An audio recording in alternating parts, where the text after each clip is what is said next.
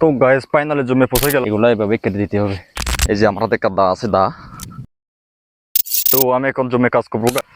Hello guys, আপনারা সবাই কেমন আছেন? আমি এখন জমে যাচ্ছি কাজের জন্য। তো আমার পেছনে যে একটা ঘর দেখতে পাচ্ছেন, এটা হলো আমাদের ঘর।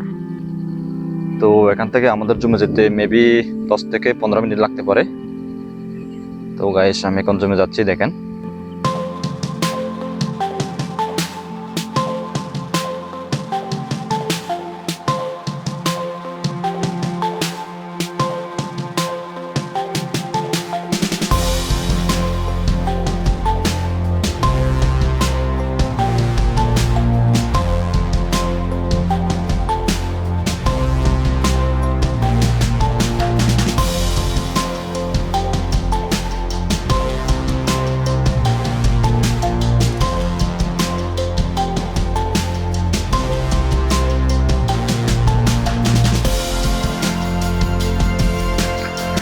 তো গাইস ফাইনালি জমে পৌঁছে গেলাম।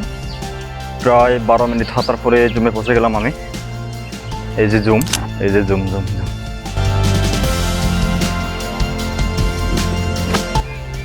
তো গাইস দেখেন ধানের অবস্থা, যে ধানগুলো এখনো ছোট ছোট। এই যে ধান, এই যে ধানের মধ্যে যে গাছ দেখতে পাচ্ছেন, এই গাছগুলা কি বলটি কেটে দিতে হবে, না হলে ধান সহ যে কোনো ফসলকে নষ্ট করে দিতে পারে। তো এই যে এগুলা এগুলা এগুলা এভাবে কেটে দিতে হবে।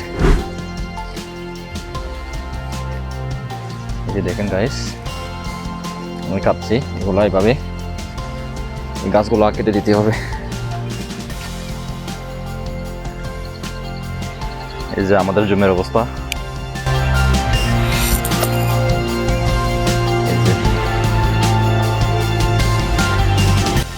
এটা হলো মা, জমি চলতেছে, জমির কাজ কাটতেছে আর কি।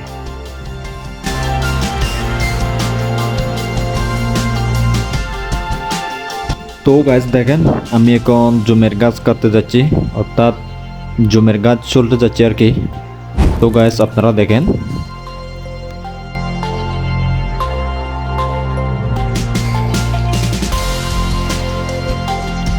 তো গাইস আপনারা দেখেন, এই যে জমির গাছ কাটা, আমি আর কথা বললাম না, দেখেন গাইস।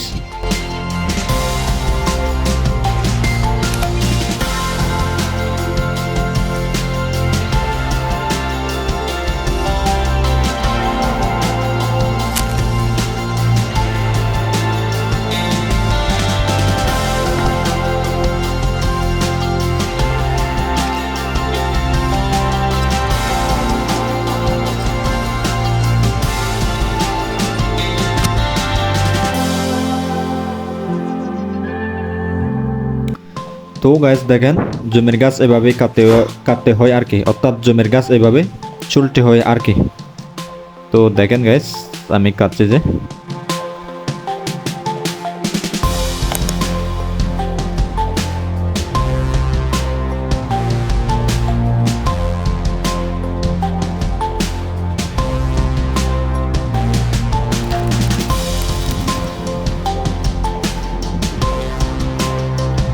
তো দেখেন গাইস, জমির গাছ কাটার পর কেমন লাগতেছে, ধানগুলো দেখতে কি সুন্দর লাগতেছে, তাই না?